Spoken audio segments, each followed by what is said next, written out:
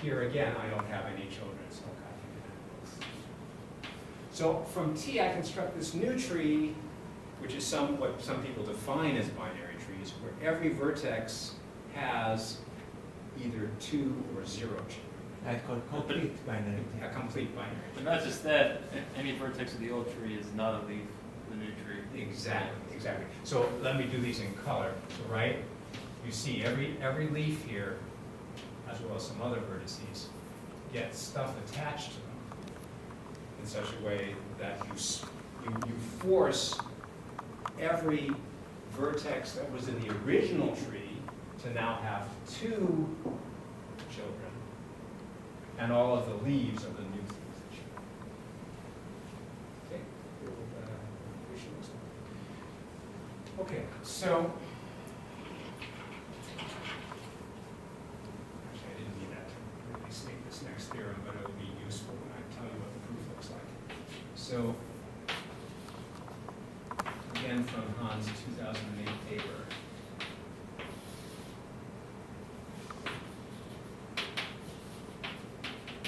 We have the following sum, which looks very similar to what we have, right? We're again summing overall binary trees, but the product is slightly different. Rather than HV, you have 2HV plus 1. And rather than 2 to the HV minus 1, you have 2 to the 2HV minus 1. And rather than n factorial, you have 2n plus 1 factorial. Now, how would we prove that? Well, the first step is obvious, right? We do exactly what we did before, as we move that 2n plus 1 factorial over.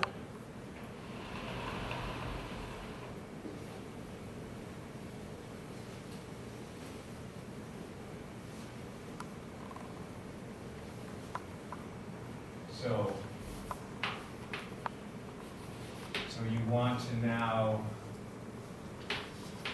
write this as sum of T to the n, 2n plus 1 factorial over the product of these guys.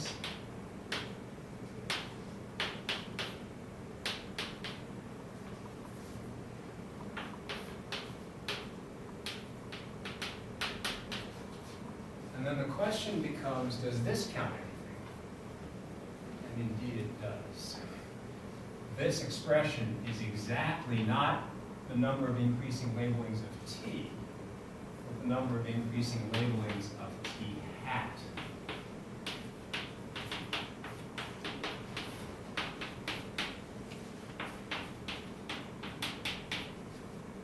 And that's easy to prove from the original book-length formula that we started out with. If you just write down what the book-lengths, in fact, a second, you can do it.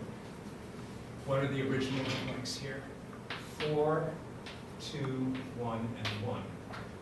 Now the hook lengths are 1, 2, 3, 4, 5, 6, 7, 8, 9, right, which is twice this plus 1. 1, 2, 3, 4, 5, which is twice this plus 1.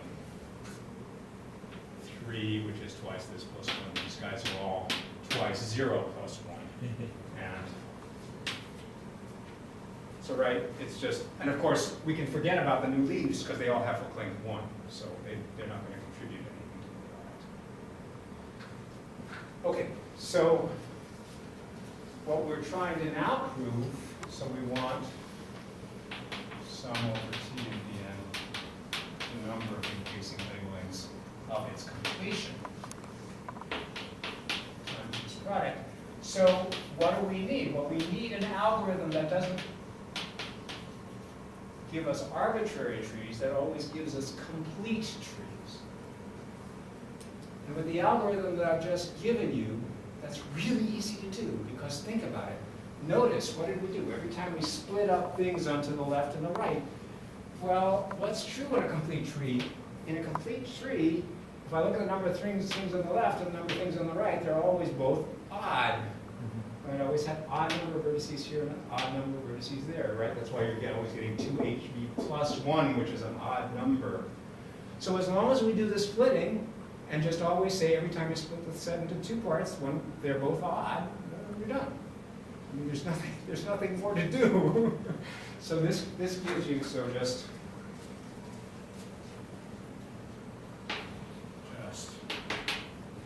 the same algorithm.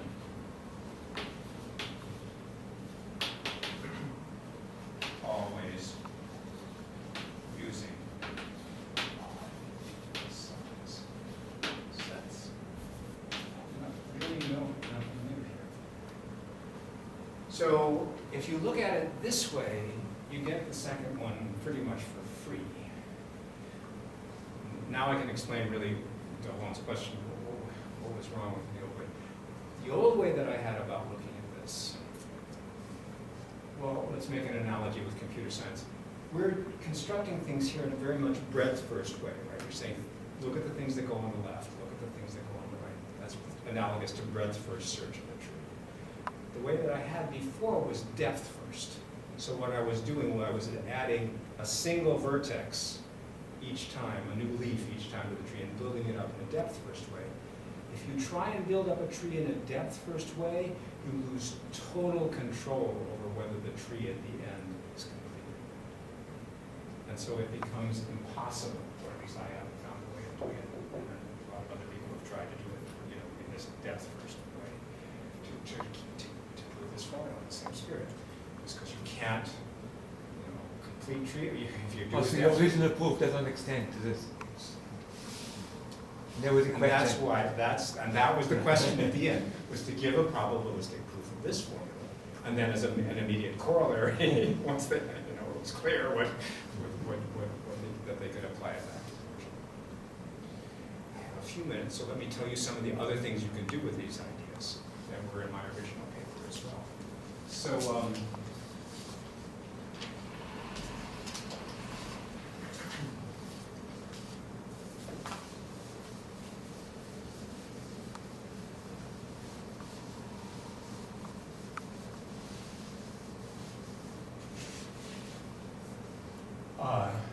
you can also look at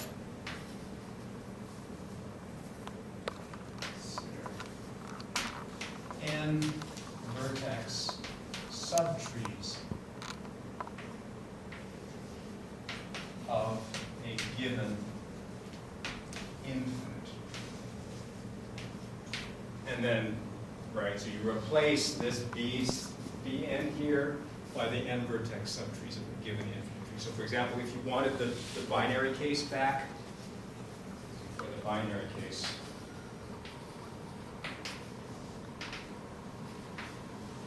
you look at the obvious thing, you look at the infinite binary tree.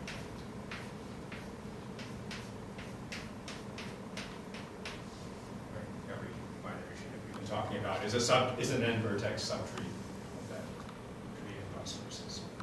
And but then of course it becomes clear that you can extend to ternary trees or k-ary trees, or even trees where there isn't as long as you tell me at each vertex, this is the number of children I'm permitting, you have an expression on this. So it doesn't have to be regular intervals.